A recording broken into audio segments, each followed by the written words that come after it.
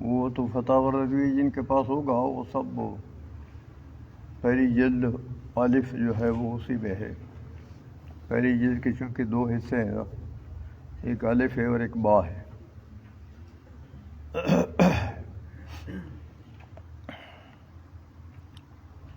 تو چند ایک باتیں تو اس میں ہیں، وہ آپ کو بتاتا ہوں. فرماتے ہیں کہ الرابعۃ، چونکہ یہ مقدمات اعلیٰ حضرت نے مقدمات بنائے ہیں کچھ، تو فرماتے ہیں چوتھا مقدمہ الفتویٰ حقیقیۃ و عرفیۃ. فتوے کی دو قسمیں ہیں. یہ میرے پاس 124 پیج ہے، جس کے پاس فتاوی رضویہ ہوگا. فتوے کی دو قسمیں ہیں.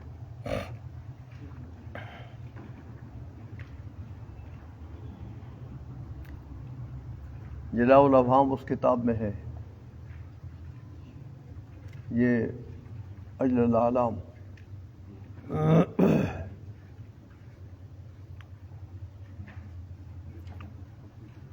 فتوے کی دو قسمیں ہیں، فتویٰ حقیقی اور فتویٰ عرفی. تو فرماتے ہیں فالحقیقیۃ هو الافتاء عن معرفت الدلیل التفصیلی. حقیقی فتویٰ وہ ہے جس میں مفتی کو جس مسئلے پر فتویٰ دینا ہے اسی مسئلے کی دلیل تفصیلی ذکر کر کے اور بندہ فتویٰ دے. دلیل تفصیلی یعنی جس کی بنا دلیل تفصیلی پر ہو، تو وہ تو فتوی حقیقیہ ہے. اور کہتے ہیں وَأُولَٰئِكَ الَّذِينَ يُقَالُ لَهُمْ أَصْحَابُ الْفَتْوَىٰ وَيُقَالُ بِهَذَا أَفْتَى الْفَقِيهُ أَبُو جعفر الْفَقِيهُ أَبُو اللَّيْثِ وَأَضْرَابُهُمَا رحمهم اللہ تعالی. تو یہ لوگ جو اہل فتویٰ ہوتے ہیں وہی لوگ دلیل تفصیلی پر فتویٰ دیتے ہیں. یعنی مطلب یہ ہے کہ دلیل جانتے ہیں اس مسئلے کی تو اس دلیل کے اوپر فتویٰ دیتے ہیں، اور وہ اس قبیلے کے لوگ ہیں. جیسے فقی ابو اللیث ہیں، فقی ابو جعفر ہیں. دوسرا فتویٰ جو ہے وہ اخبار العالم باقوال الامام جاہلا عنہا،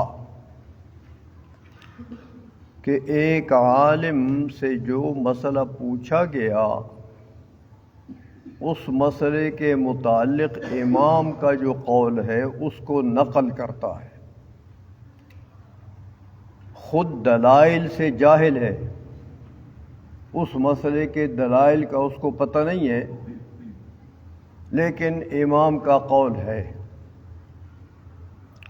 تو امام کے قول کو نقل کر کے فتویٰ دیتا ہے. اس کو فتوی عرفیہ کہتے ہیں. حقیقی فتویٰ یہ نہیں ہے.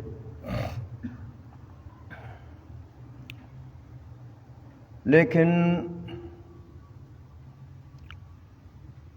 ایک بات سمجھ لیں، وہ یہ کہ یہ فتاوی رضویہ نے بھی لکھا ہے، آگے آ رہا ہے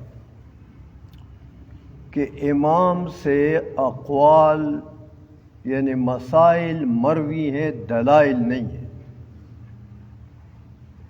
امام اعظم سے جن جن مسائل کا انہوں نے جس بھی دلیل سے استدلال کیا، استنباط کیا،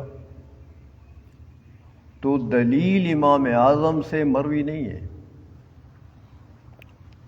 صرف مسئلہ جو امام اعظم نے نکالا قرآن سے یا حدیث سے، تو وہ مسئلہ امام اعظم سے مروی ہے. باقی دلائل تو متاخرین نے، چونکہ امام اعظم کے زمانے میں تو اتنے فساد اور یہ فتنے نہیں تھے کہ ہر قول کی کوئی دلیل مانگے. تو یہ تو بعد میں جب یہ اہل فتن ظاہر ہوئے اور انہوں نے امام اعظم رحمۃ اللہ علیہ کے جو مسائل مستنبطہ ہیں ان میں بعض پر اعتراضات کیے کہ یہ مسئلہ امام اعظم کا حدیث کے خلاف ہے، فلاں حدیث کے خلاف ہے، فلاں، تو پھر متاخرین علماء نے ان کے جواب کے لیے دلائل نکالے۔ تو دلائل کا استخراج یہ امام اعظم کا نہیں ہے، جو دلائل موجود ہیں آپ کے ہدایہ میں یا دیگر فتاوی جات میں، البدائع والصنائع میں، تو یہ جو دلائل ہیں ان پر اگر اعتراض ہو جائے تو یہ امام اعظم پر اعتراض نہیں ہے، اس لیے کہ دلیل تو امام اعظم کا قول ہی نہیں ہے، مسئلہ جو ہے وہ امام اعظم کا قول ہے۔ اس لیے عرفی فتویٰ یہ ہے، جیسے آج کل ہم عرف میں فتویٰ کہتے ہیں کہ بھئی یہ فلاں مفتی صاحب ہیں، تو ہمارے زمانے کے تو اکثر مفتی یا نسبت کی ہوتی ہے، تو منسوب الی مفت،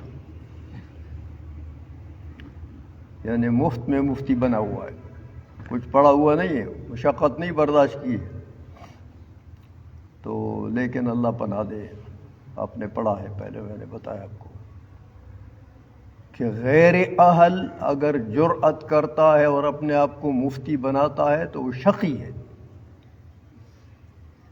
وہ بدبخت آدمی ہے، کیونکہ مفتی ہونا، یہ مفتی کا معنی ہے یہ اللہ کے دین کا ترجمان ہے، دین کے ترجمانی میں یہ اللہ کا نائب ہے، تو اللہ کے دین کو یہ اللہ کی مخلوق تک پہنچاتا ہے، تو اللہ اور مخلوق کے درمیان میں یہ گھستا ہے، اس لیے یہ بہت باریک مقام ہے، صحیح بندہ مشقت کرے، محنت کرے فتویٰ دینے میں۔ ایسے کئی مرتبہ میں نے کہا کہ جزاف سے فتویٰ نہیں دینا چاہیے، اپنے پیٹ سے محنت کر کے، مشقت کر کے، ایک کتاب نہیں 5-6 کتابوں کو آپ، بلکہ پہلے تو گزرا اس میں کہ بعض اوقات 20 کتابوں میں بھی ایک مسئلہ ہوتا ہے غلط ہوتا ہے، اس لیے خوب تحقیق کے بعد بندہ فتویٰ دے، اور وہ فتویٰ کیا ہوگا؟ امام اعظم کا قول نہ ہم نقل کریں گے، تو وہ فتویٰ عرفیہ کہلاتا ہے، ہم اپنے عرف میں اس کو فتویٰ کہتے ہیں۔ اس لیے فرماتے ہیں کہ اخبار العالم باقوال الامام جاہلا عنہا تقلیدا لہ من دون تلک المعرفت، کہ دلائل کی معرفت نہیں ہوگی، دلیل نہیں جانتا ہے، بس امام اعظم کا قول جانتا ہے، اس کو نقل کر کے بتا دیا۔ جیسے کہتے ہیں فتاوی ابن نجیم والغزی والطوری والفتاوی الخیریہ، یہ فتاوی جات ہیں، تو یہ تو عرفی فتاوی جات ہیں، یہ تو متاخرین ہیں، تو ان میں جو فتوے ہیں یہ عرفی فتوے ہیں، امام اعظم کے اقوال نقل کیے انہوں نے۔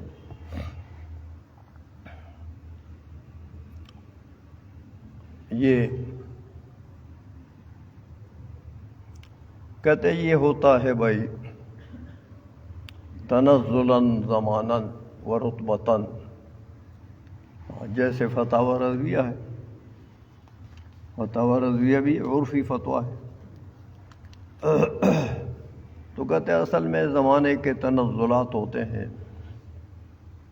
ایک زمانہ تھا جو مجتہدین کا تھا، اس کے بعد مجتہدین فی المذہب کا زمانہ آ گیا، تنزل آ گیا، مجتہدین مطلق کا اختتام ہو گیا، تو مجتہدین فی المذہب یعنی ان کے تلامذہ رہے، پھر مجتہدین فی المسائل ان کے تلامذہ وہ رہے، پھر وہ بھی ختم ہو گئے، اصحاب تخریج رہے، وہ بھی ختم ہو گئے، اصحاب ترجیح آئے، وہ بھی ختم ہو گئے، اب ہم حاطب اللہ لے گئے۔ تو ہمارے فتوے جو ہیں یہ عرفی فتویٰ کہلا سکتا ہے، لیکن حقیقی فتویٰ یہ نہیں ہے۔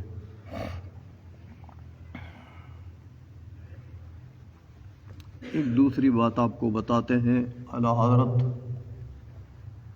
کہ اب امام کے قول کو نقل کرتا ہے مفتی، تو امام کے قول کی پھر دو قسمیں ہیں۔ الخامسۃ میں، پانچویں مقدمے میں امام کے قول کی دو قسمیں ہیں۔ ایک امام کا قول سوری ہے اور ایک امام کا قول ضروری ہے۔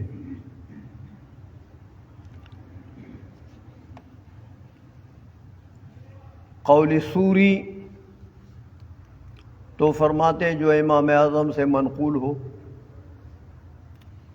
کہ امام اعظم نے اس مسئلے میں یہ قول کیا ہے، تو صورتاً و ظاہراً امام صاحب کا وہی قول ہے۔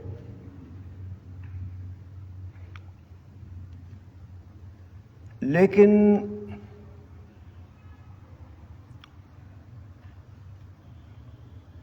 قول ضروری امام کا وہ ہے کہ امام سے وہ قول منقول تو نہیں ہے،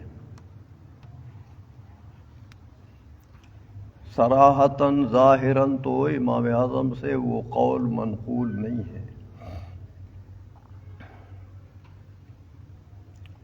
لیکن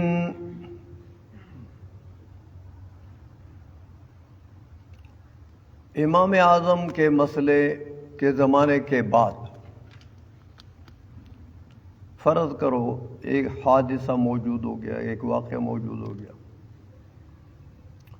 اور ایک واقعہ ایسا موجود ہوا جس میں امام اعظم کا کوئی قول نہیں ہے، صراحتاً ظاہراً کوئی قول نہیں ہے۔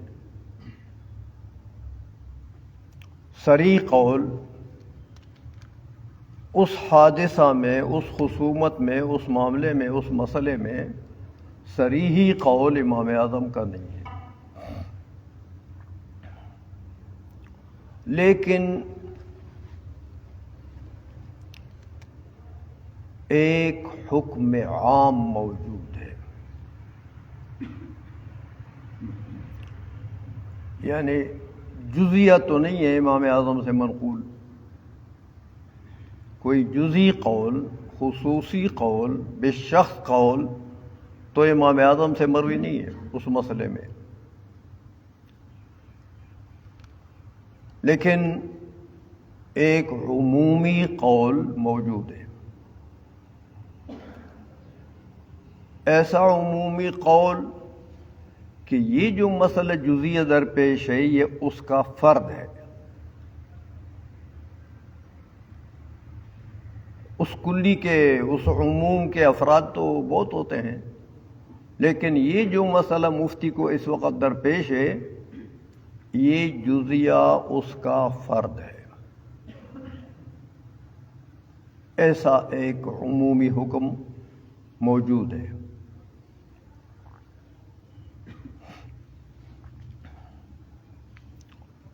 اب امام اعظم سے جزیہ تو منقول نہیں ہے، حکم عمومی موجود ہے،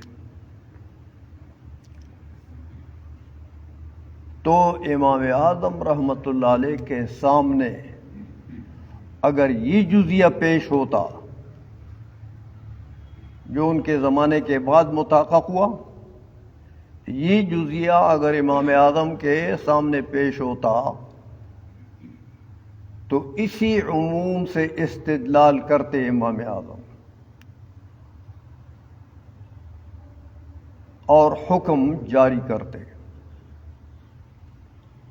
یہ ہے وہ امام اعظم کا قول ضروری. آپ کے زمانے میں تو نہیں تھا یہ جزیہ،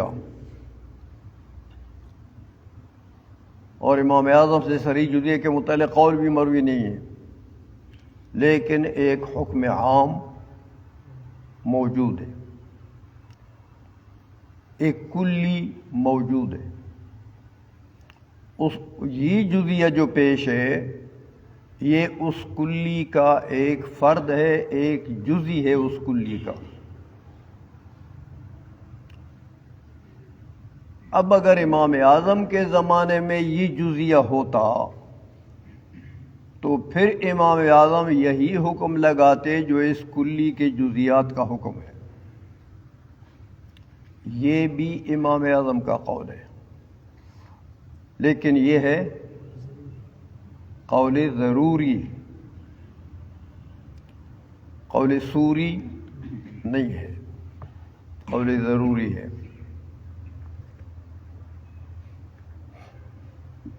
حتیٰ کہ بعض اوقات ایسا ہوتا ہے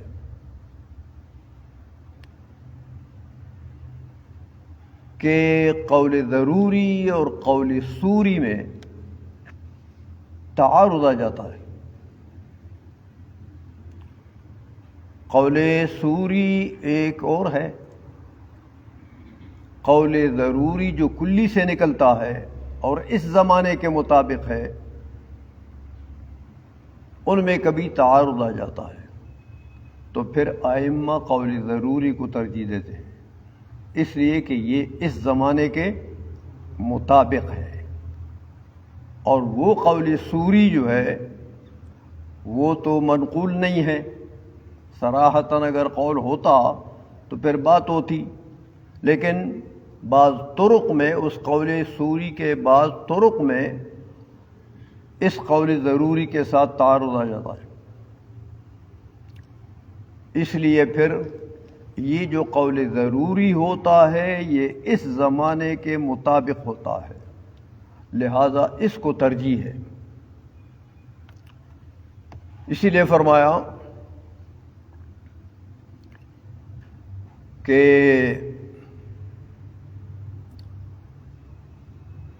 وَالضَّرُورِي مَا لَمْ يَقُلْهُ الْقَائِلُ نِصَابًا لِخُصُوصٍ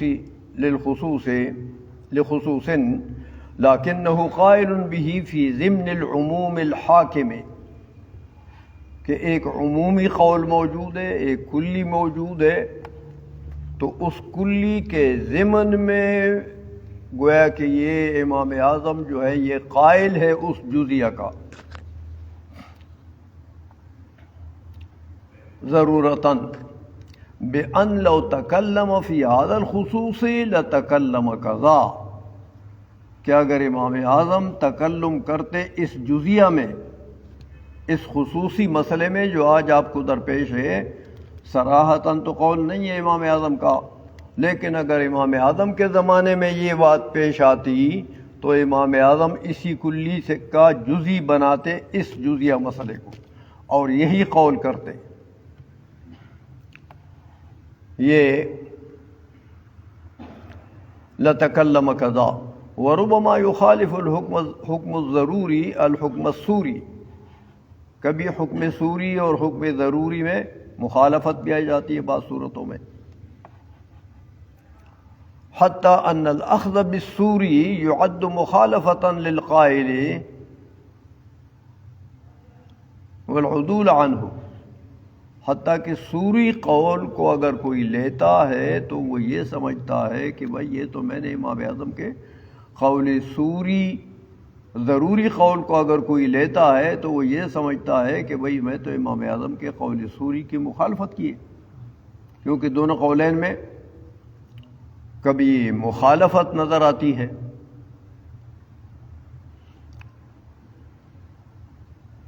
تو فرماتے ہیں کہ میاں بہرحال ایسی صورت اگر آ جائے تو قول ضروری پر عمل کرنا یہ کوئی امام اعظم کے اقوال سے عدول نہیں ہے،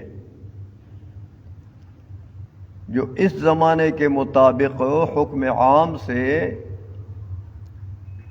یہ حکم نکلتا ہے اس قول ضروری پر اگر کوئی عمل کرے تو یہ عین امام اعظم کے قول پر عمل ہے. لہذا ایسا نہیں ہے کہ کوئی یہ سمجھے کہ بھئی یہ تو امام اعظم کے قول سے میں نکل گیا، مذہب سے نکل گیا. اسی لیے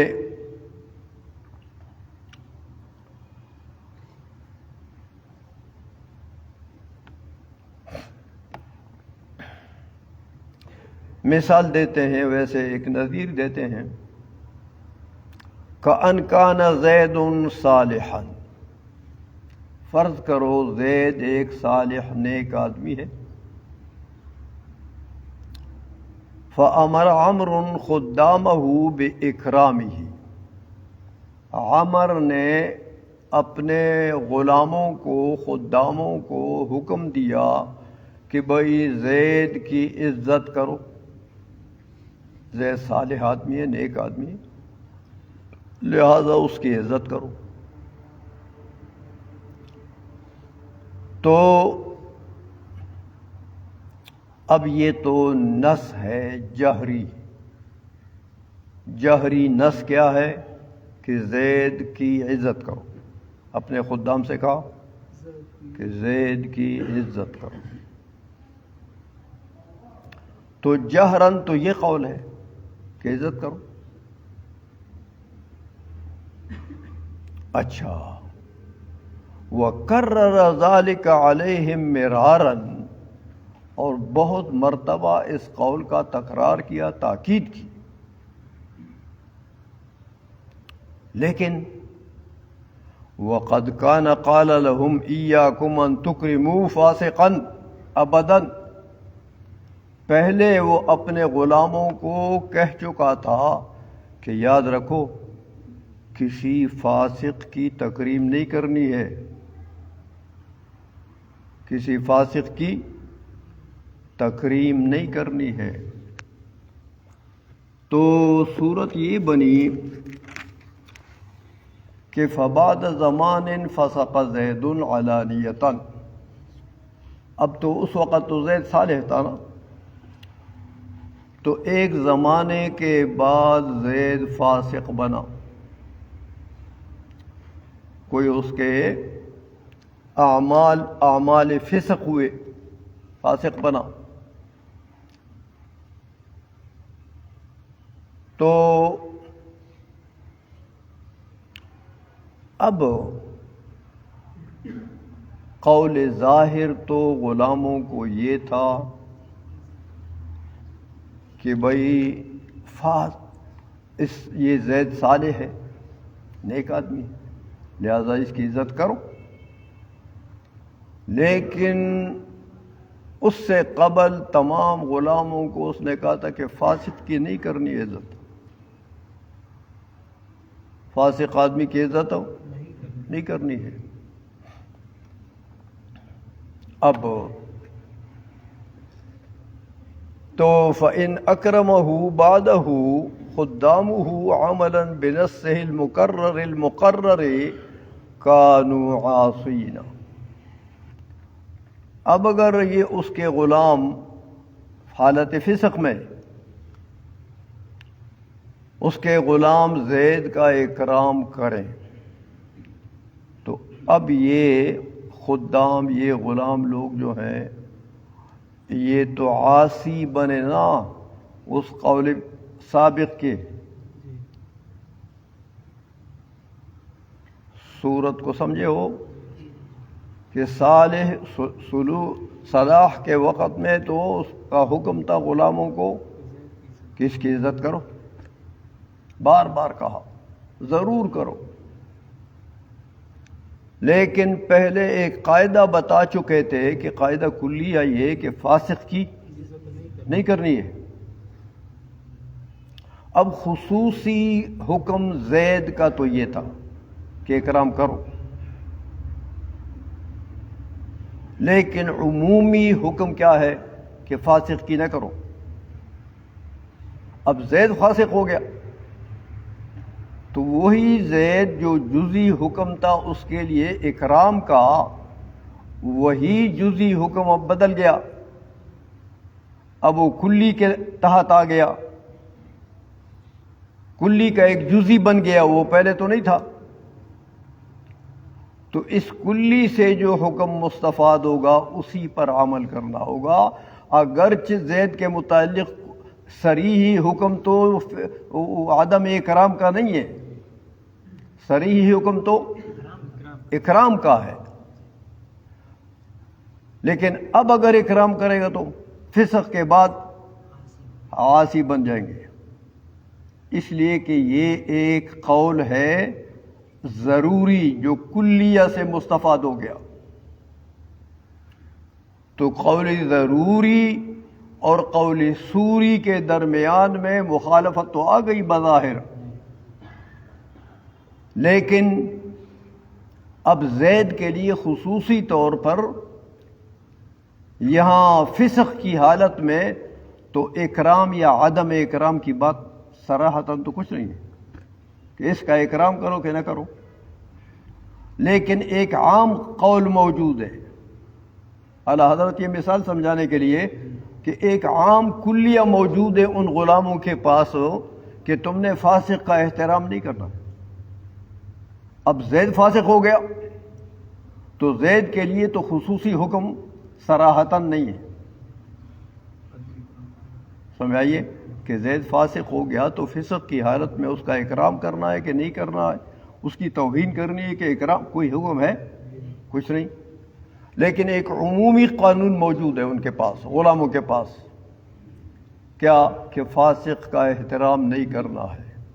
تو اب زید فاسق ہو گیا، اسی کلیہ کا یہ جزئی بن گیا، لہذا اس کلی کا جو حکم ہوگا وہ اس جزئی کا، تو یہ ہے قول ضروری کہ زید کا بھی اکرام نہ کرو، اب یہ قول ضروری ہو گیا، سمجھے ہو؟ قول سوری تو اکرام کا تھا، لیکن قول ضروری ایک کلی سے مستنبت ہو گیا، ایک حکم ایک قانونی کلی سے مستنبت ہو گیا، لہذا اب فسق کی حالت میں اگر وہ قول سوری پر عمل کریں گے تو گناہ گار ہوں گے۔ بات سمجھ میں آ گئی ہے؟ یہ ایک مثال اعلیٰ حضرت نے سمجھانے کے لیے دی ہے، اسی لیے فرمایا کہ اگر اب وہ عمل کریں گے اس کے خدام عملا بنصہ المقرر المقرر کانوا عاصین وان ترکوا اکرامہ کانوا مطیعین، فسق کی حالت میں اگر انہوں نے اکرام نہ کیا تو اب یہ غلام مطیع ہیں، کیونکہ قول ضروری پر عمل کیا انہوں نے، اپنے مولا کے قول ضروری پر عمل کیا۔ تو قول ضروری یہی ہے کہ عام کلی سے مستنبت یہ کہ اب فاسق ہو گیا تو احترام نہیں کرنا ہے۔ یہ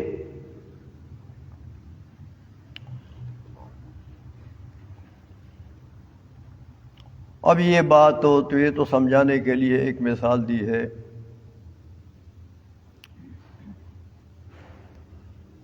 اب یہ کچھ مخصصات شروع کر رہے ہیں۔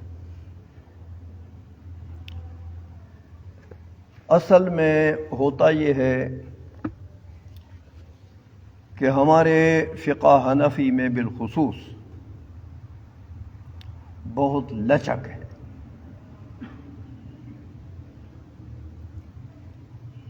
یعنی ایسا نہیں ہے، بہت سے احکام میں ایسا نہیں ہے کہ وہ حکم عمل کے لیے متعین ہے ہر صورت میں، ایسا نہیں ہے، کیونکہ بعض اوقات ایک حکم ہوتا ہے، اگر آپ کہیں کہ اس مکلف کے اوپر یہ مرے یا جیے یہ حکم پر عمل کرنا ہے، تو میاں اس میں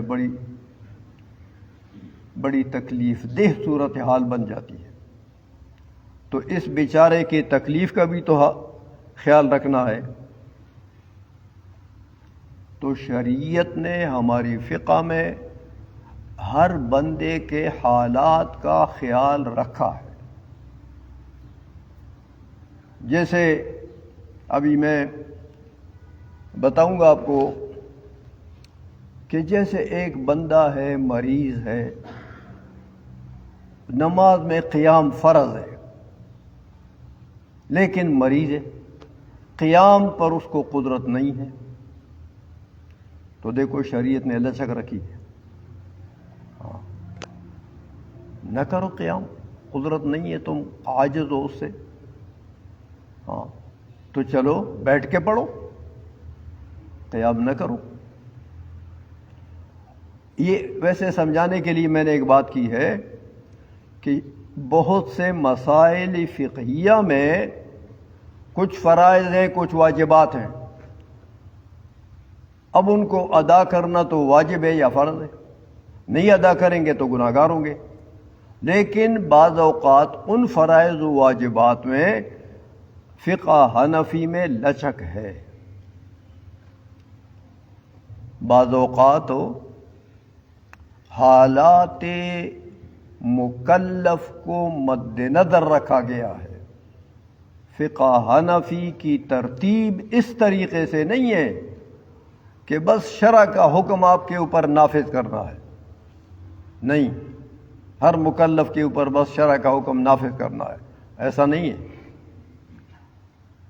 بلکہ مکلف کے حالات کو مد نظر رکھا گیا ہے کہ مکلف جس حالت میں ہے اس حالت کے مطابق فقہ کا حکم ہوگا۔ اب یہ دیکھو بڑی رعایت ہے، شریعت نے ہمیں کتنی گنجائش دی ہے کہ بھائی آپ کے حالت کا بھی شریعت کو خیال ہے، شریعت کو لحاظ ہے، ایسا نہیں کہ آپ کے جمی حالات کو شریعت نے نظر انداز کر دیا اور حکم شرعی لگا دیا کہ یہ تم پر واجب ہے، یہ تم پر فرض ہے، ایسا نہیں ہے۔ اس حقیقت کو سمجھ گئے ہو؟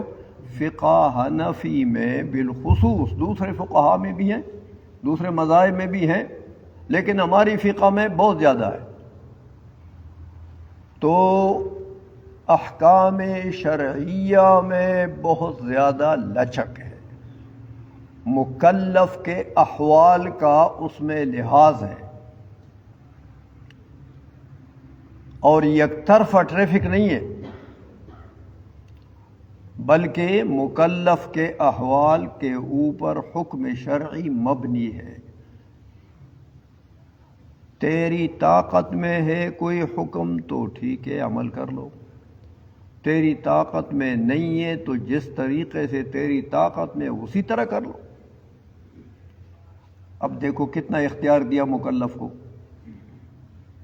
حکم میں کتنی لچک پیدا کر دی ہے کہ مکلفین کے احوال کا کے اوپر مبنی ہے احکام شرعیہ۔ اب مکلفین کے جو احوال ہیں وہ یہ دوسری کتاب میں ذرا تفصیل سے ہے، اگر آپ کے پاس یہ کتاب نہیں ہے، یہ ملتی ہے، عام ملتی ہے، یہ مولانا نظام الدین رضوی برکاتی رحمہ اللہ تعالی، یہ ان کی کتاب ہے، اور وہ دارالعلوم اشرفیہ مبارک پور میں انڈیا میں ان کے مفتی رہے ہیں، اور ان کا لقب ہے سراج الفقہا، بہت بڑے فاضل آدمی تھے۔ انہوں نے یہ کتاب لکھی ہے، یہ جو میں نے لچک کی باتیں بتائی آپ کو، ان کا احاطہ کیا ہے انہوں نے کہ کون کون سی چیزیں ایسی ہیں جن سے حکم شرعی میں مکلف کو رعایت ملتی ہے، جن کی وجہ سے مکلف کو رعایت ملتی ہے، کہ چلو یہ سخت ہے تو یہ آسان کرو، کون کون سی چیزیں ایسی ہیں؟ تو وہ ساری چیزیں ہیں 7،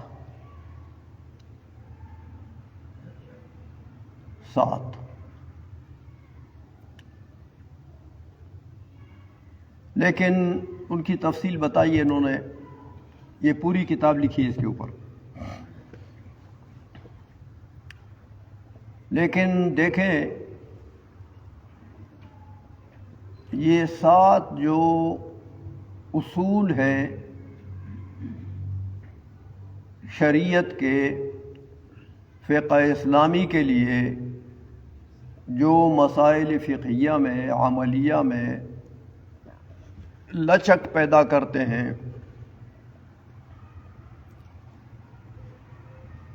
اور علم کلام کے مسائل میں بھی ہے۔ جیسے دیکھو کفر کرنا یہ حرام ہے، مرتد ہو جانا حرام ہے، لیکن اگر حالت اکراہ ہو جائے، اکراہ ملجے، ہدایہ میں آپ نے پڑھا ہے، تو اظہار کلمہ کفر کی تو اجازت ہے، سمجھے ہو؟ اب یہ کفر کرنا، کفر کا کلمہ بولنا ویت عام حالات میں تو یہ حرام ہے، لیکن ایک خاص حالت ہوتی ہے، مکلف کی ایک خاص حالت ہوتی ہے کہ اکراہ ملجی میں وہ بیچارہ پھر جان بچانا فرض ہے، اور اگر اکراہ کی وجہ سے بندہ کلمہ کفر کا اظہار کرے وقلبہ مطمئن بالایمان، دل ایمان پر مطمئن ہے، صرف کلمہ کفر کا منہ سے اظہار کیا، تو شریعت نے یہ اجازت دی ہے کہ جان بچانے کے لیے، یہ اجازت دی ہے کہ ایک طرف جان بچانا، جان کی حفاظت کرنا فرض ہے، اور دوسری طرف اگر آپ کلمہ کفر بولیں گے اکراہ کی حالت میں، آپ کا قلب مطمئن بالایمان ہے، تو اس سے کوئی فرق ہو ایمان میں تو آتا نہیں ہے، لہذا جائز ہے۔ تو علم کلام کے مسائل میں بھی بہت سے مکلفین کی رعایت ہے،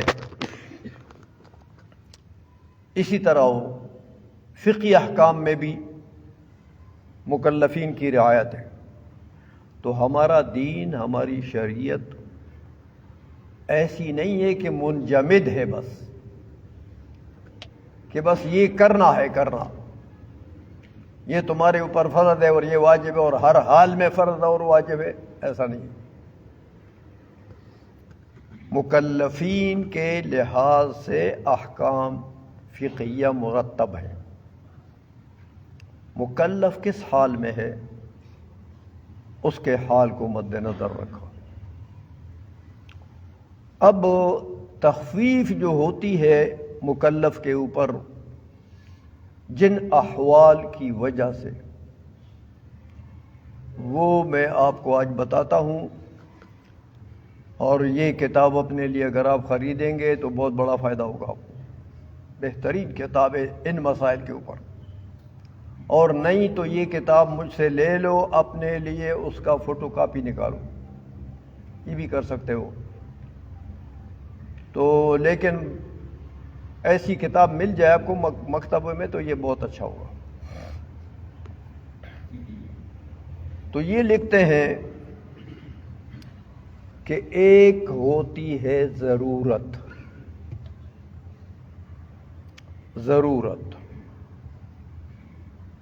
ضرورت کی وجہ سے بھی مکلف کو رعایت مل جاتی ہے، ضرورت۔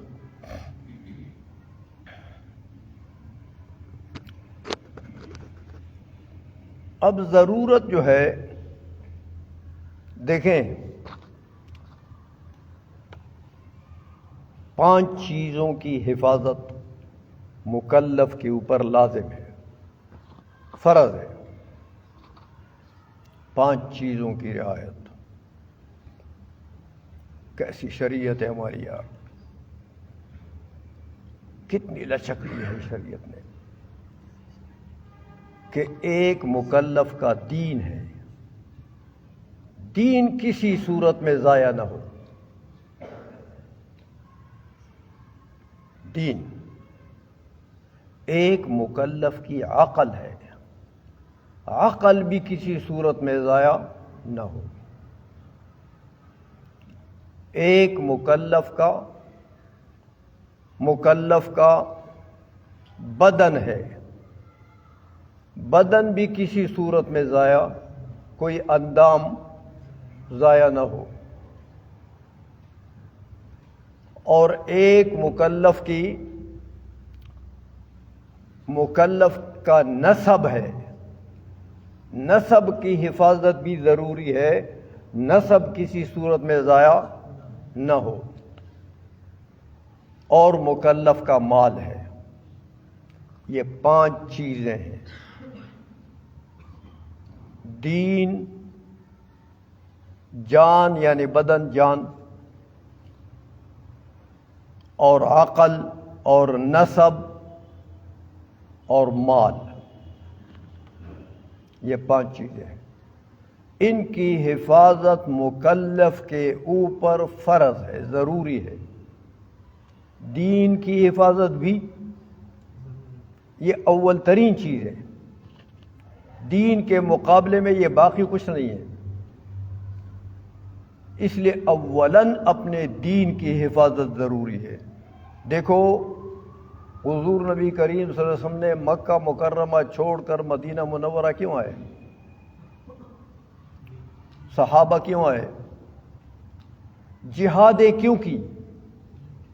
جان خطرے میں ڈالی جہاد کر کے، لیکن کس لیے کی؟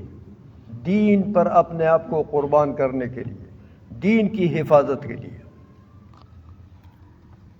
تو جان خطرے میں ڈالی، لیکن دین کی حفاظت ہو۔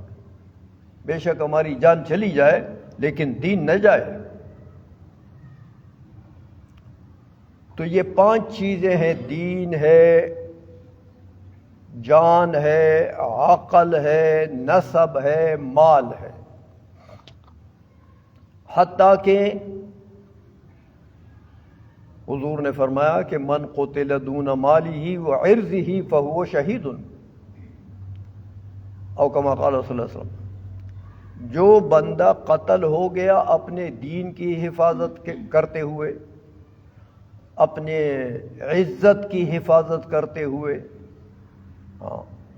اپنے مال کی حفاظت کرتے ہوئے شہید ہو گیا، کسی نے مار ڈالا، ڈاکو آ گئے اور اس کے مال کو لوٹنے لگے، اور اس نے مال کی حفاظت کی، ڈاکوؤں کا مقابلہ کیا اور مقابلے میں یہ شہید ہو گیا، تو یہ شہید ہے۔ جان کی حفاظت کے لیے ڈاکوؤں کے ساتھ لڑا، قاتلین کے ساتھ لڑا، تو یہ شہید ہو گیا، تو یہ شہید ہے۔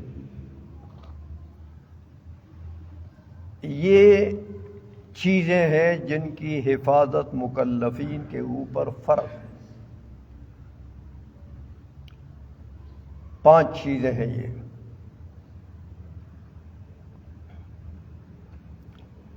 اب اگر صورت ایسی بنے کہ اگر ہم حکم شرعی پر، کوئی حکم شرعی ہو، اس پر عمل کریں، اور عمل کرنے سے یا عمل نہ کرنے سے ہمارا دین ضائع ہوتا ہے، عمل کرنے سے یا نہ کرنے سے کسی بھی صورت میں اگر ہمارا دین ضائع ہوتا ہے تو میاں ضرورت ہے کہ دین کی حفاظت کرو۔ اور وہ کام اگر کرنے سے ضائع ہوتا ہے تو نہ کرو، نہ کرنے سے ضائع ہوتا ہے تو پھر کرو۔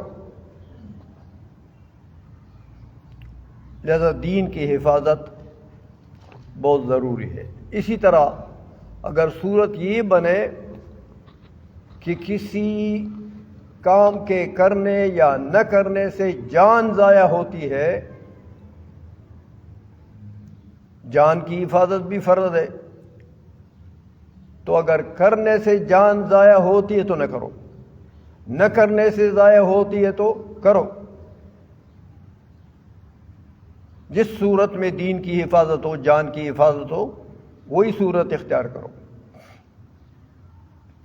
نسب اگر ضائع ہوتا ہے کسی کام کے کرنے یا نہ کرنے سے، جس صورت میں نسب ضائع ہوتا ہے تو وہ صورت مت اختیار کرو۔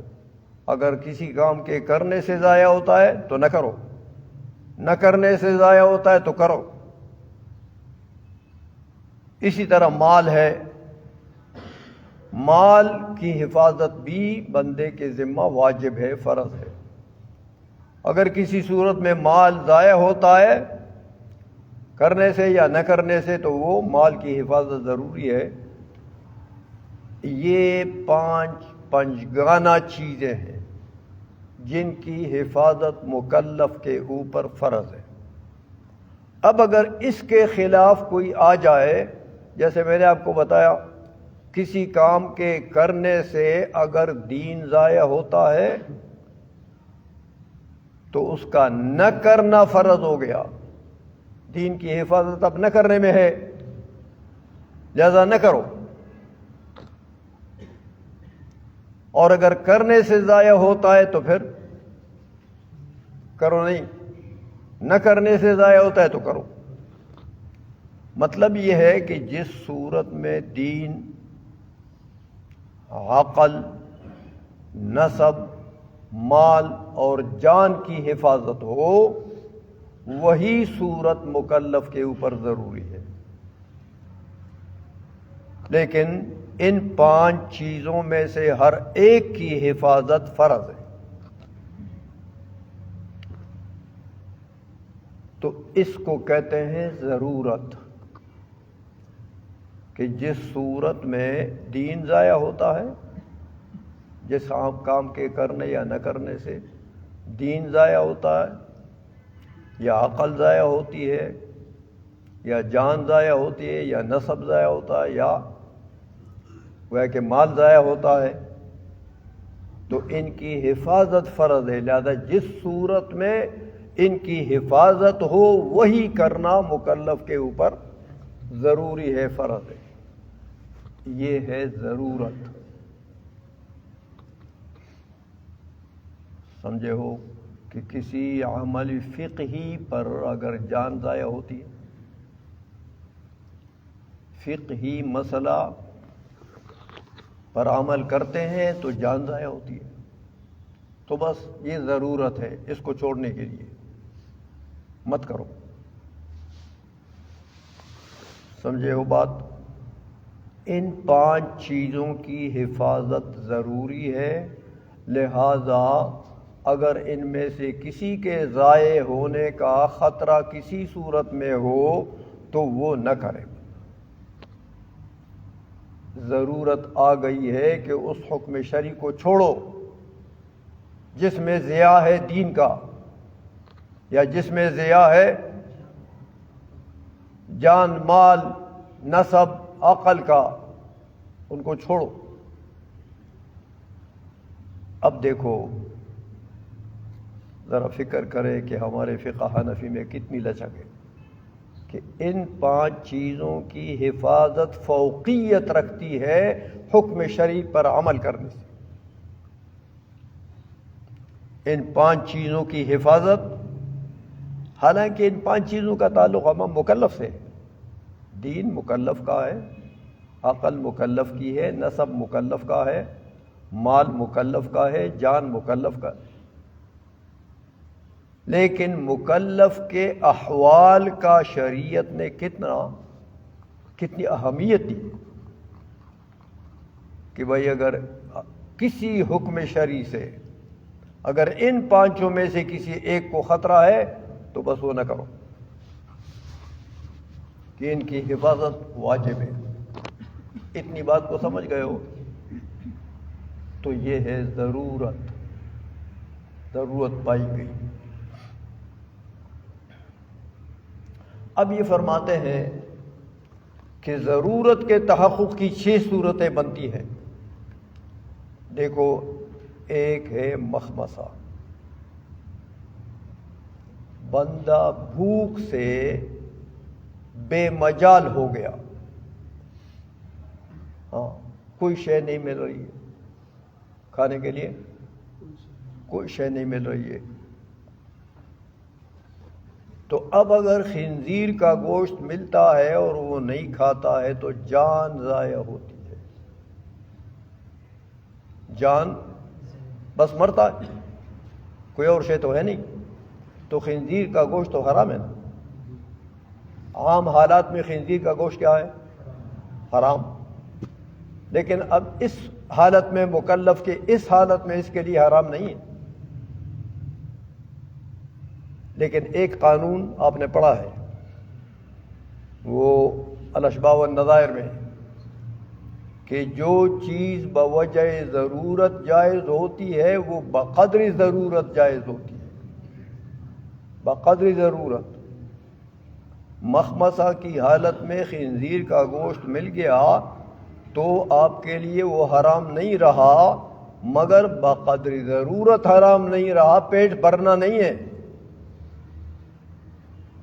یعنی اتنا کہ آپ کی جان بچ جائے، اس قدر قانون آپ نے پڑھا ہے یہ، کہ جو چیز بوجہ ضرورت جائز ہوتی ہے وہ بقدر ضرورت جائز ہوتی ہے.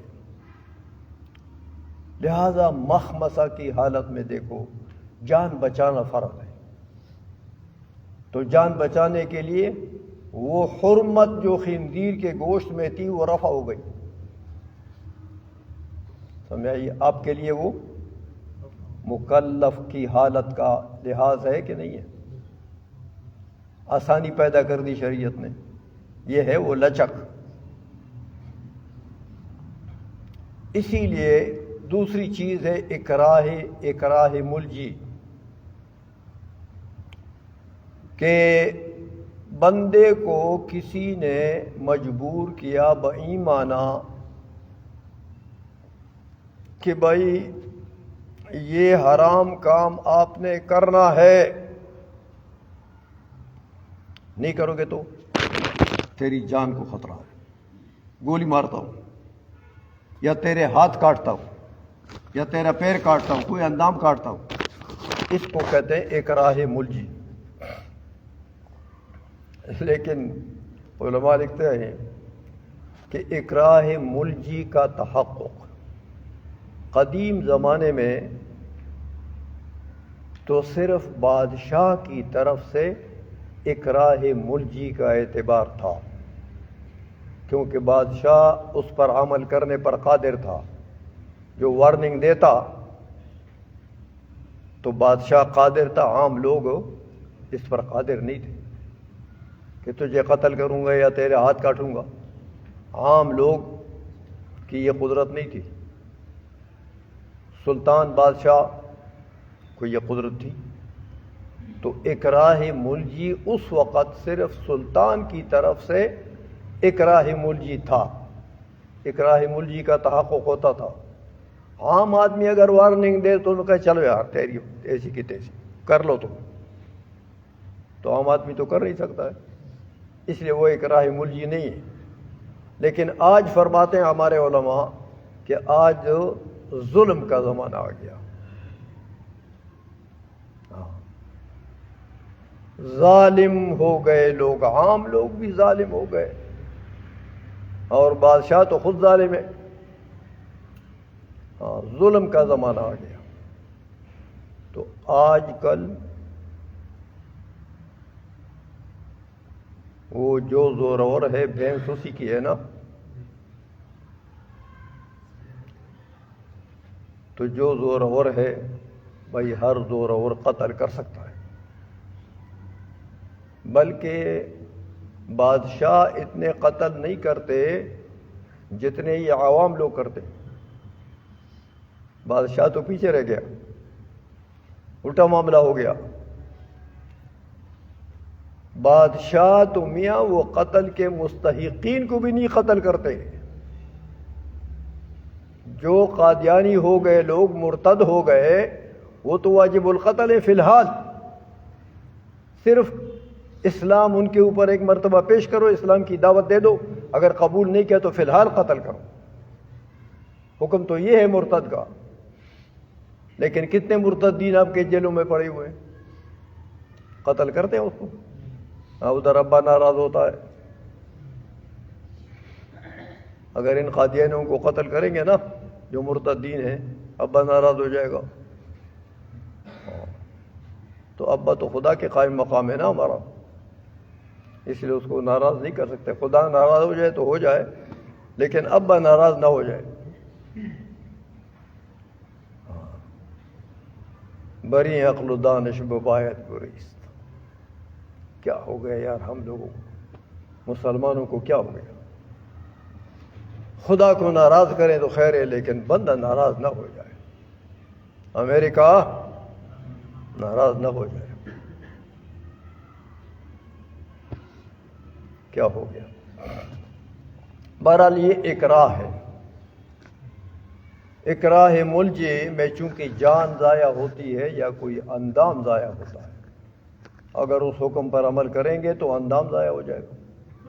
لہذا حکم شرعی میں آپ کو لچک دے دیا گیا، آپ کو اختیار دے دی گئی ہے کہ جس میں آپ کے اندام کا خطرہ ہے یا آپ کی جان کا خطرہ ہے اس پر نہ کرو عمل.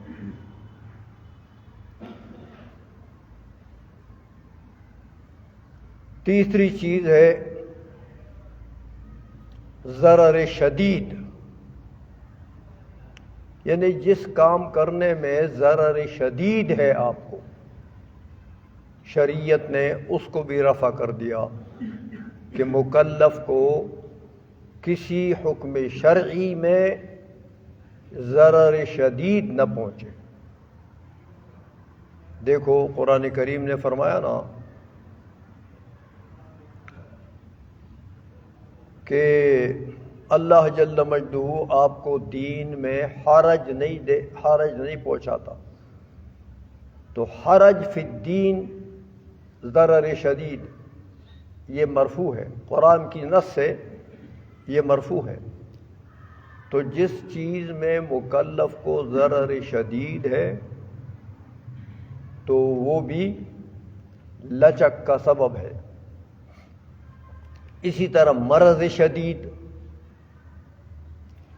کوئی بیمار ہے بندہ، میں نے پہلے آپ کو مثال دی ہے کہ وہ قیام پر قادر نہیں ہے، تو قیام تو فرض ہے لیکن قادر نہیں ہے تو چلو بیٹھ کے پڑھو مرض شدید کی وجہ سے. یا عذر شدید ہے، بندے کو کسی عمل، کسی شرعی حکم پر عمل کرنے سے معذور ہے بندہ، عذر شدید ہے. تو یہ چیزیں ایسی ہیں کہ یہ ضرورت کے زمرے میں آتی ہیں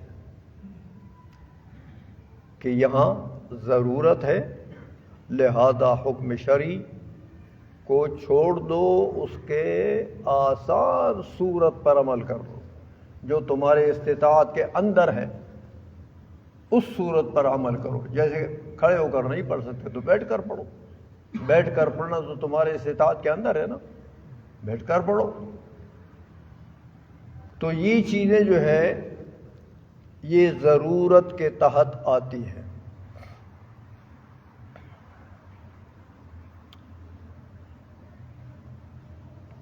دوسری چیز ہے حاجت، جو لچک پیدا کرنے والی چیزیں ہیں، ضرورت کے بعد کم درجہ حاجت کا ہے. اس لیے فرمایا کہ وہ 5 حاجت اس کو کہتے ہیں جس کی وجہ سے وہ 5 چیزیں تو ضائع نہیں ہوتی ہیں. سمجھائیے. لیکن ایک مشقت کا اٹھانا پڑے گا مکلف کو. اگر وہ فعل شرعی پر، وہ حکم شرعی پر آپ عمل کرتے ہیں تو ایک مشقت آپ کو ہوگی، تو اس مشقت سے بھی مکلف کو بچاتا ہے شریعت. سمجھ آ گئی ہے؟ جیسے دیکھو آپ کتاب دیکھتے ہیں، زندگی کے اعمال کے لیے روشنی ضروری ہے، لیکن یہ روشنی ایسی چیز تو نہیں ہے کہ اگر نہ ہو تو ہمارا کوئی دین ضائع ہو جائے گا، یا ہمارا کوئی عقل ضائع ہو جائے گی، یا ہمارا کوئی نسب ضائع ہو جائے گا، یا ہماری کوئی جان ضائع ہو جائے گی، یا کوئی مال ضائع ہو جائے گا، ایسی تو کچھ نہیں۔ لیکن نہ ہو تو مشقت ہے ضرور۔ اس کو کہتے ہیں حاجت۔ تو حاجت جب متحقق ہو کہیں، وہاں بھی احکام شرعیہ میں تخفیف ہوتی ہے۔ جہاں مشقت ہو، کسی حکم شرعی پر عمل کرنے میں مشقت ہو، تو وہاں بھی تخفیف ہوتی ہے۔ یہ جیسے دیکھو، مسافر آدمی ہے، مسافر آدمی بعض اوقات پرانے زمانے میں تو کلیہ تھا، آج کے زمانے میں تو ویسے مفت میں ہم مزے اڑا رہے ہیں۔ مسافر آدمی کے لیے افطار، اگر مسافر روزہ رکھے سفر میں تو بے شک دین ضائع نہیں ہوتا، بلکہ دین پر تو عمل ہوتا ہے۔ وَأَن تَصُومُوا خَيْرٌ لَكُمْ، لیکن مشقت ہے، سفر میں روزہ رکھنا مشقت ہے۔ تو شریعت نے مکلف کے حال کو ملحوظ رکھا اور کہا یار تو سفر میں ہے تو سفر اپنی جگہ پر مشقت ہے، تو اگر تیرے اوپر روزہ بھی فرض ہو جائے تو پھر مشقت در مشقت ہو جائے گی، اس لیے چلو نہ رکھ۔ سمجھا گئی ہے؟ یا اسی طرح دیکھو، مسافر کے اوپر اگر جمعہ اور عیدین کی نماز واجب ہو جائے تو مسافر بیچارہ سفر میں ہے، کہیں وہ جنگل میں ہوگا، کہیں وہ راستے میں۔ آج کل تو خیر مسئلہ نہیں ہے، میں نے آپ کو کہا کہ ہم تو ویسے مزے اڑا رہے ہیں، لیکن پرانے زمانے کے اسفار ایسے تھے، مشقت تھی اس میں۔ تو اگر جمعے کی نماز ادا کریں، واجب ہو جائے مسافر کے اوپر، تو پتہ نہیں جمعے کی نماز کے لیے وہ کہیں پہنچتا ہے کہ نہیں پہنچتا۔ لیکن یہ پرانے زمانے کی باتیں ہیں، تو ہم تو پرانے زمانے کے بزرگوں کی مشقتوں سے ہمیں فائدہ ہو رہا ہے۔ انہوں نے مشقتیں اٹھائی ہیں تو ہم تو مفت میں عیدیں مناتے ہیں۔ اس لیے نماز فرض میں بھی آپ کو قصر دے دی کہ چلو 4 کے بجائے 2 پڑھو۔ 4 پڑھو گے تو اس میں مشقت ہے، کبھی آپ کا قافلہ آپ سے چلا جائے گا، تو مسافر سے قافلہ چلا جائے تو پھر اس بیچارے کو راستہ بھی معلوم نہیں ہوتا۔ پرانے زمانے کی باتیں کر رہا ہوں۔ تو اس لیے قصر کی رعایت دی گئی کہ پورے پڑھنے میں، 4 پڑھنے میں مشقت ہے مسافر کے لیے۔ تو اسی طرح رمضان میں جو افطار کا دیا آپ کو، یہ ساری چیزیں ایسی ہیں کہ یہ حاجت کے زمرے میں آتی ہے، کہ یہاں پر دین یا عقل یا نسب یا جان یا مال تو ضائع نہیں ہو رہا، لیکن مشقت ضرور ہے۔ تو اس مشقت کا لحاظ رکھتے ہوئے مکلف کو یہ رعایتیں دی گئی ہیں، یہ حاجت ہے۔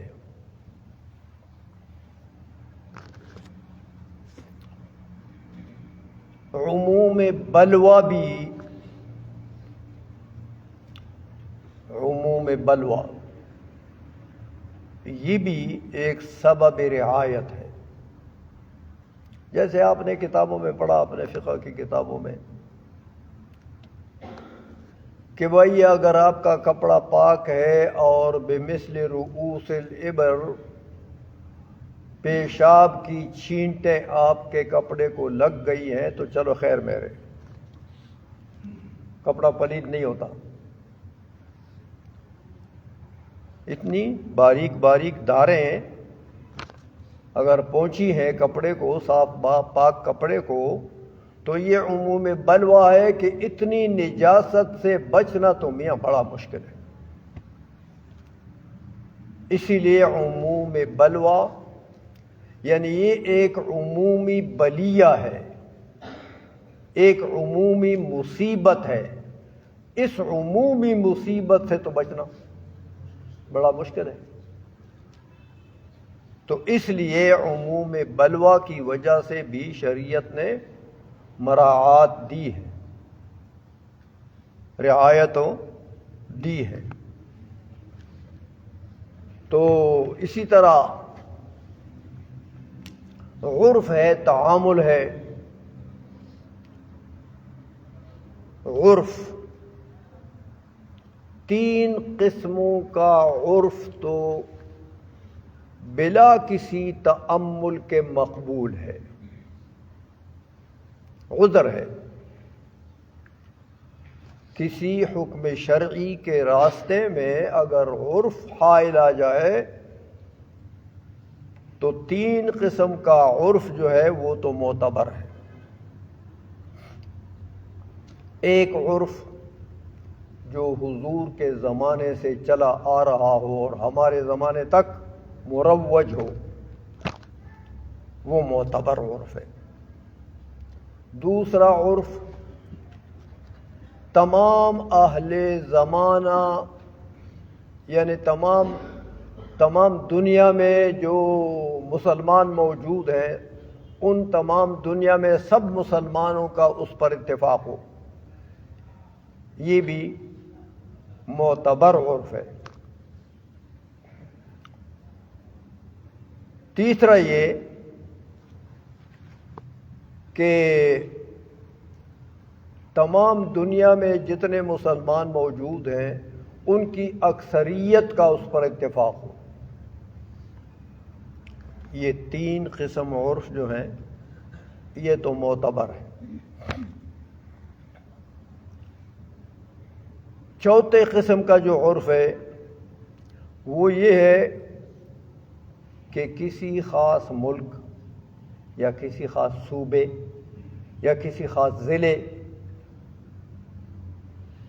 یعنی کسی خاص علاقے کے مسلمان جو رہتے ہیں ان کا اس پر اتفاق.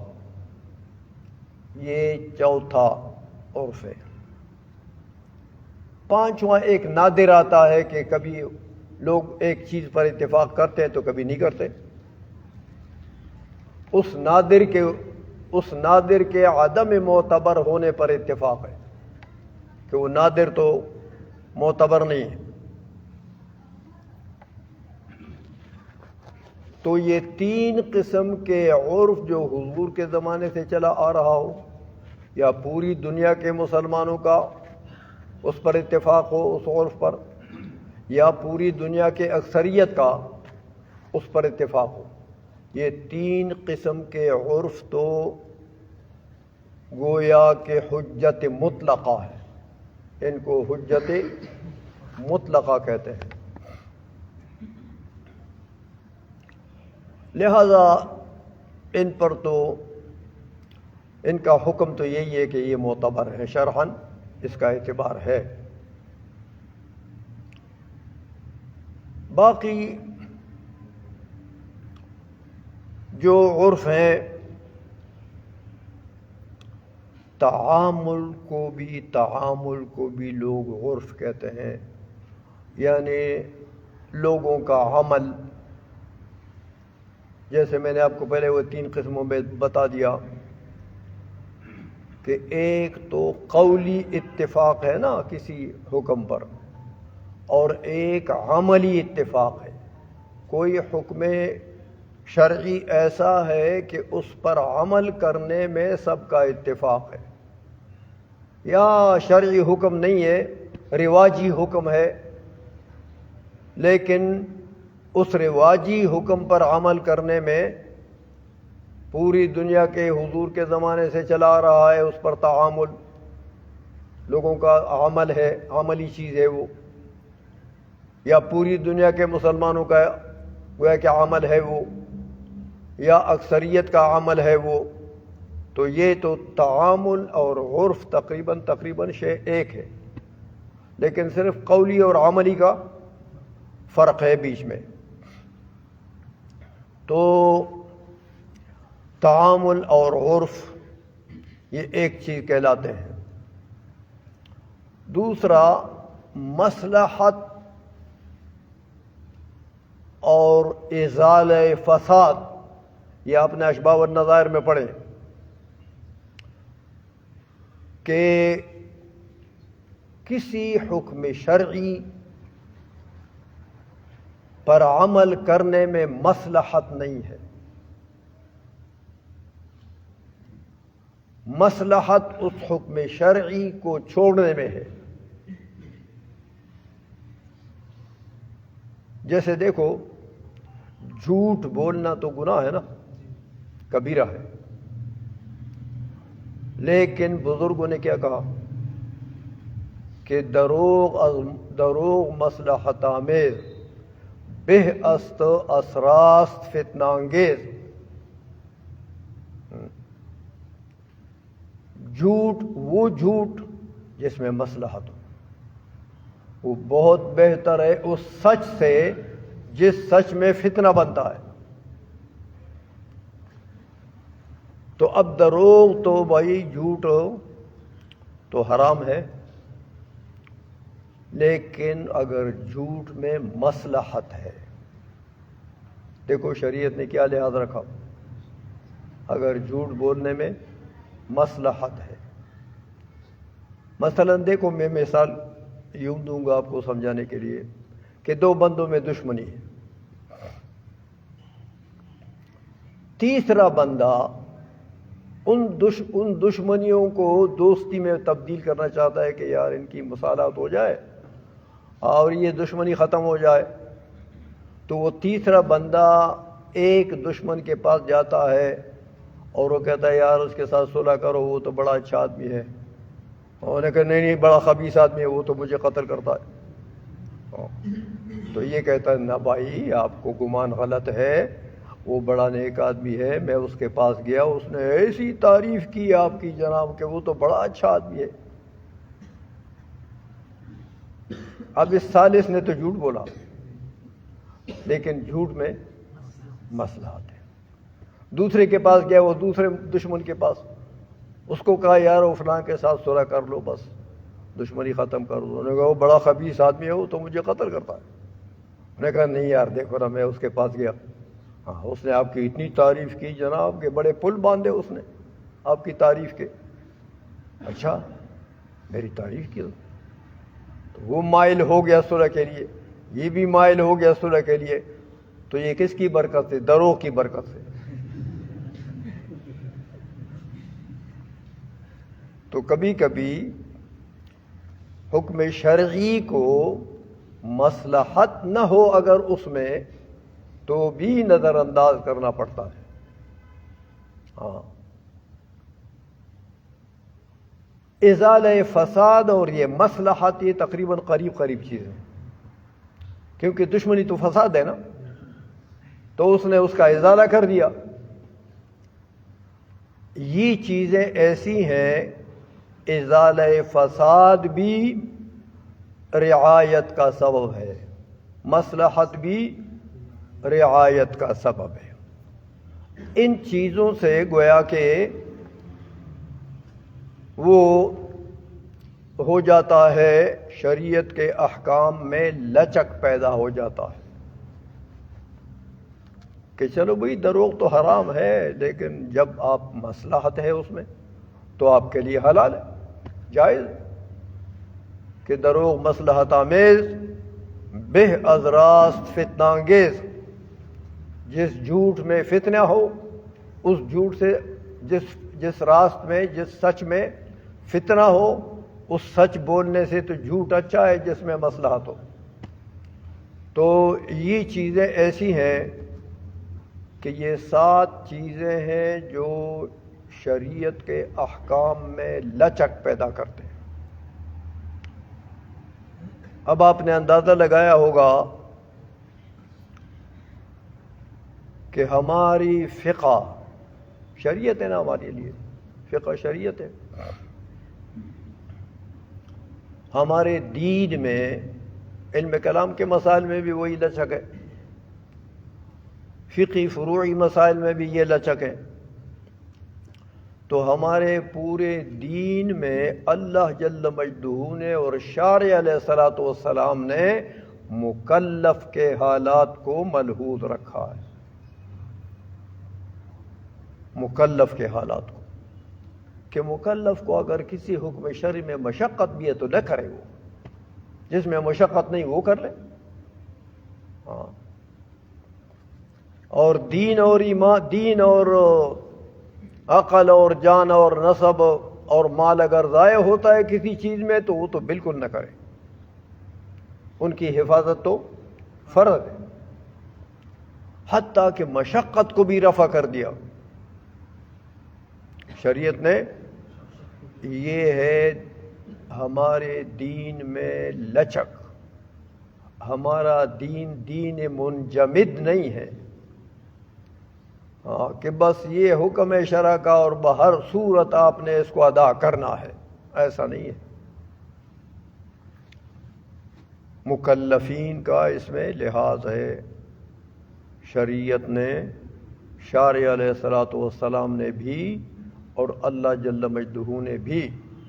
اللہ شارع ہے اور اللہ کے رسول شارع ہے، تو دونوں شارعین نے گویا مکلفین کے حالات کا لحاظ رکھا ہے، مکلفین کو لچک دی ہے، ان کو رعایت دی ہے. تو یہ آخری احکام تھے جو میں نے آپ کو بتا دیے. آپ کا کورس آج مکمل ہو گیا. یہ کتاب اگر آپ فوٹو کاپی کرنا چاہتے ہیں اپنے لیے تو لے جائیں، لیکن کتاب میری ضائع نہ کریں. یہ میں وہاں سے انگلینڈ سے لایا تھا ایک نسخہ. یہاں بھی یہ مطبوعات میں جو اردو کی کتابیں چھاپتے ہیں نا، جو مطابع، تو وہاں مل جائے گی آپ کو. لیکن اگر آپ فوٹو کاپی کرنا چاہتے ہیں تو یہ میری کتاب آپ کے لیے حاضر ہے. وصلی اللہ تعالی علی حبیبہ سیدنا محمد وآلہ واصحابہ اجمعین. الحمد للہ رب العالمین والعاقبۃ للمتقین والصلاۃ والسلام علی سید الانبیاء والمرسلین وعلی آلہ واصحابہ اجمعین. اللهم ربنا تقبل منا انك انت السميع العليم وتب علينا انك انت التواب الرحيم. اللهم ربنا اغفر لنا ولوالدينا ولمشايخنا ولأساتذتنا ولمن له حق علينا ولإخواننا ولأخواتنا ولعشيرتنا ولأقاربنا ولأحبابنا ولجميع المؤمنين والمؤمنات والمسلمين والمسلمات الأحياء منهم والأموات برحمتك يا أرحم الراحمين. مولا قدوس ہمارے طلباء کو بابرکت علم عطا فرما. مولا قدوس سب کے علم میں برکت عطا فرما، سب کو علم نافع عطا فرما، دین کے خادم بنا. اور افتاء کی صورت میں اللہ جل مجدہ آپ سب حضرات کو توفیق عطا فرمائے کہ خوب صحیح طریقے سے ہمت کر کے محنت کر کے فتویٰ دیں اور قوم کی رہنمائی فرمائے. رہنمائی قوم کی علماء کی ذمہ داری ہے. علماء کا یہی کام ہے کہ وہ دینی طور پر اپنے قوم کی رہنمائی کریں اور دین ان کو پڑھائیں، دین ان کو سکھائیں، دین ان کو ازبر کرائیں. یہ علماء کی ذمہ داری ہے. لیکن اللہ جل مجدہ ہمارے سب شاگردوں کو، دوستوں کو، احباب کو دنیا کی لالچ سے محفوظ رکھے. دنیا کے لیے نہیں، اللہ کی رضا کے لیے دین کی خدمت کریں. اللہ بہت کچھ دے گا. یہ حس نہ کریں کہ دین کو بیچیں، یہ گناہ کبیرہ ہے. دین کو دنیا حاصل کرنے کے لیے، دیکھو آپ نے کتاب البیوع میں پڑھا ہے کہ جو مبیع ہوتا ہے وہ اہون ہوتا ہے بائی کے نزدیک ثمن سے. بائے ثمن وصول کرتا ہے، حاصل کرنا چاہتا ہے کس کے رأس سے؟ مبیع کے رأس سے. تو اس بائی کے نزدیک وہ ثمن جو ہے وہ زیادہ قدر والا ہے، اور یہ مبیع یہ اہون ہے اس سے. تو اگر ہم دین کو مبیع بنائیں اور دنیا کو ثمن بنائیں تو یہ گناہ کبیرہ ہے کہ دین کی ہم نے توہین کر دی ہے، دنیا کو ہم نے ترجیح دی ہے، دین کو بیچ کر دنیا حاصل کر رہے ہیں. دین کو گویا کہ اہون سمجھا اور دنیا کو قدر مند چیز سمجھا، عزت مند چیز سمجھا. کتاب البیوع میں آپ نے پڑھا ہے نا یہ مسئلہ کہ جو مبیع ہوتا ہے وہ بائع کے نزدیک اہون ہوتا ہے، اسی لیے تو بیچ رہا ہے. اور جو چیز اس کے رأس سے حاصل کرنا چاہتا ہے وہ ہے ثمن، تو وہ ثمن اس بائع کے نزدیک زیادہ عظمت والا ہے، اور یہ مبیع زیادہ عظمت والا نہیں ہے. تو ہم نے اگر دین کو دنیا پر بیچا، دنیا کے حصول کے لیے بیچا، تو یہ تو توہین ہے دین کی. اور دین کی توہین آپ نے پڑھا ہے پھر کیا چیز ہے.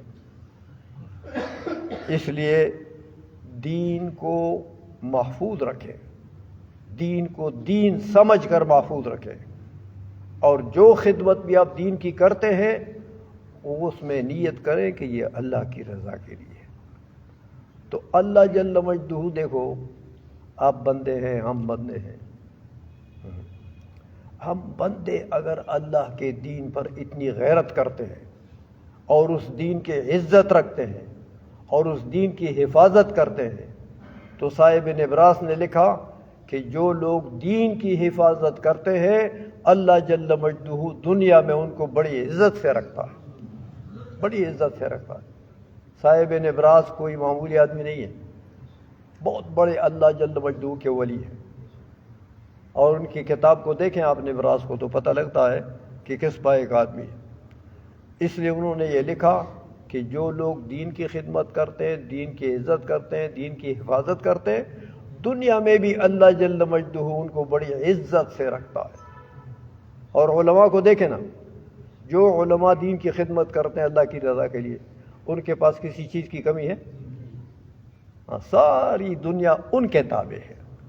اور ایک حدیث میں آتا ہے کہ اگر دنیا کے پیچھے پڑ گئے ہو تو دنیا آگے بھاگے گی، تم پیچھے بھاگو گے، آخر راستے میں موت آ جائے گی، دنیا ہاتھ نہیں آئے گی. لیکن اگر تم نے دنیا کی طرف پیٹ کیا، دنیا سے اعراض کیا اور اللہ کی طرف توجہ فرمائی تو سب کچھ ملے گا. یہ دنیا راغمتاً ہو کر آپ کے پیچھے بھاگے گی پھر. اس لیے علماء جو حقانی علماء ہیں، دین کی خدمت اللہ کی رضا کے لیے کرتے ہیں، دنیا ان کے پیچھے بھاگتی ہے. لوگ عزت بھی کرتے ہیں، پیسے بھی دیتے ہیں، ہاتھ بھی چومتے ہیں، پیر بھی چومتے ہیں، عزت بھی کرتے ہیں. اس لیے یہ مقام اگر آپ کو چاہیے تو دین کی خدمت اللہ کی رضا کے لیے کریں.